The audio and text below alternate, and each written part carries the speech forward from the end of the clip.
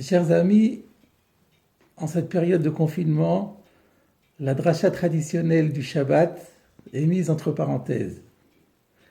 Pour compenser ce manque, je vous propose une préparation à la parashat à Shavua. Ce Shabbat qui vient, nous allons lire deux parashiotes, la parashat Tazria et la parashat Metzora.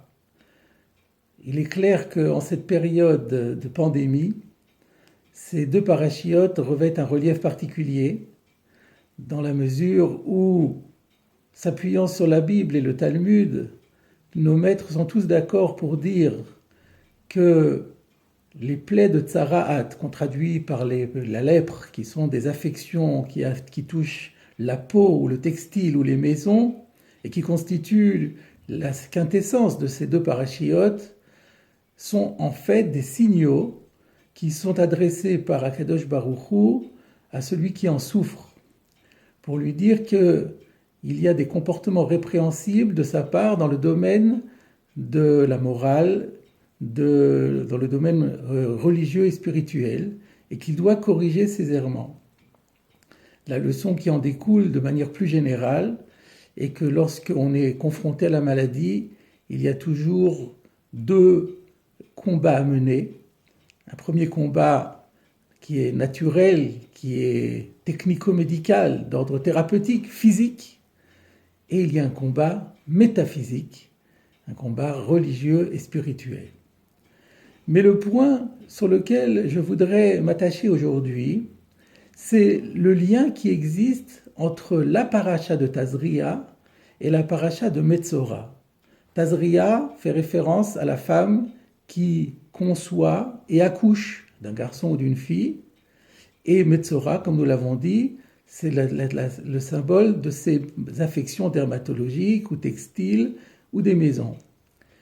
Très souvent, la plupart du temps, ces deux parashiotes, comme cette année, sont jumelés, ce qui laisse entendre qu'il y a un lien intrinsèque entre les deux. Indépendamment de cela, même dans la paracha de Tazria elle-même, les deux thèmes sont côte à côte, puisqu'on commence par la législation de pureté et d'impureté de la femme en couche, et tout de suite après, on embraye sur les lois concernant la tsara'at, les plaies de lèpre entre parenthèses, entre guillemets. Quel est donc le lien entre ces deux thèmes ? Alors on pourrait dire simplement, c'est dans les deux, on traite de catégories d'impureté. Mais ce n'est pas satisfaisant, parce que nous dénombrons dans le judaïsme 13 catégories d'impureté. Donc pourquoi avoir réuni justement ces deux-là ? Et on ne peut pas dire parce que ces deux-là ont la particularité d'être des impuretés liées au corps humain, puisque comme nous l'avons vu, la tsara touche le corps humain, c'est vrai, la peau, mais aussi les habits, les textiles et aussi les murs des maisons. Par conséquent, ce n'est pas spécifique de l'humain. D'où la question de savoir quel lien on pourrait trouver. Et je voudrais vous proposer une piste à partir d'un commentaire extrêmement inattendu et original du Sforno sur la législation de la femme en couche. Ce qui est particulier dans cette législation, sans rentrer dans tous les détails, c'est qu'il y a une première période durant laquelle l'épouse est interdite à son mari, et puis ensuite elle est permise à son mari une fois qu'elle ira au mikvé parce qu'elle sera purifiée, mais elle reste quand même impure par rapport au fait de rentrer dans le Beth Amikdash ou d'offrir des sacrifices, c'est-à-dire dans le domaine du sacré, elle reste impure. Comment se fait-il qu'elle devient pure par rapport à la vie conjugale et qu'elle reste impure par rapport au sacré ? Le Sforno nous donne cette explication étonnante. Il nous dit que pendant toute la période qui suit l'accouchement, la mère et l'épouse sont obnubilées par les problèmes liés à ses organes génitaux et aux fonctions génitales, donc qu'elle appréhende dans la façon la plus matérielle possible. Et en cela, elle ne peut pas rentrer dans le Beth Amikdash. Il faudra d'abord qu'elle passe par un processus de purification de ses pensées. Et lorsqu'elle sera préparée et qu'elle aura pu purifier ses pensées, à ce moment-là, elle offrira le sacrifice. Et donc il y a ici une leçon très étonnante, c'est que des pensées mal orientées peuvent générer l'impureté. Et là, on se dit qu'on peut peut-être trouver un lien également avec la tsarat.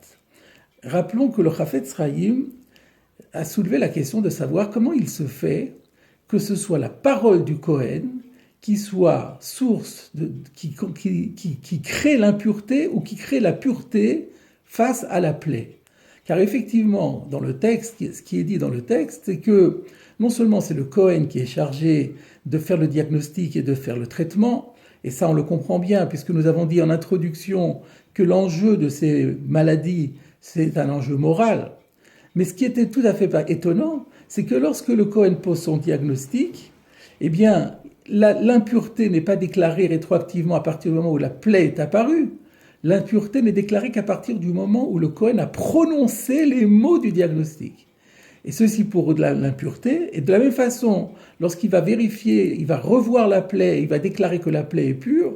La plaie n'est pas pure depuis le moment où elle a été transformée, mais seulement à partir du moment où il a parlé. Comment se fait-il que ce soit la parole du Kohen qui détermine la pureté et l'impureté? Le Chafetz Chaim dit, mais parce que la tsara'at, comme on le sait, provient fondamentalement du péché de médisance, c'est-à-dire de la parole qui est utilisée à mauvais escient. Et pour corriger cela, on va montrer que c'est la parole du Kohen qui est capable, au contraire, de guérir ou bien de déclarer la maladie. Quelle est l'idée qui se cache derrière cela? Alors le Chafetz Chaim dit, c'est pour illustrer ce que dit le proverbe au chapitre 18, Ma chaim ou mavet beyad alashon. La vie et la mort sont dans la main de la langue, c'est-à-dire sont entraînées par la langue. Mais de manière plus simple, on peut aussi comprendre que l'intention du Chafetz Chaim est de nous dire qu'une des excuses que l'on se donne lorsqu'on dit du lashon hara, lorsqu'on médit de quelqu'un, c'est qu'on dit, mais de toute façon, c'est des paroles. Sous-entendu, les paroles, c'est creux, c'est sans gravité. Et là, la leçon est qu'au contraire, une parole, c'est extrêmement grave. La portée d'une parole, pour le bien comme pour le mal, peuvent être d'une extrême gravité. Et là, nous trouvons le lien, mes chers amis, entre Tazria et Metzora. C'est qu'on vient nous dire que la pensée, d'une part, et la parole, d'autre part, sont d'une portée insoupçonnée et ont une importance fondamentale au point qu'elles peuvent générer des maladies aussi graves ainsi que de l'impureté, comme nous l'avons dit. Et la question se pose, mais au fond, pourquoi? Là, finalement, ce ne sont que des pensées, ce ne sont que des paroles. Il faut se rappeler une chose, c'est que lorsque Dieu a créé l'homme, il a pris de la poussière et le verset a dit, il a soufflé, il a insufflé son souffle dans le corps, et c'est ainsi que l'homme s'est mis à parler.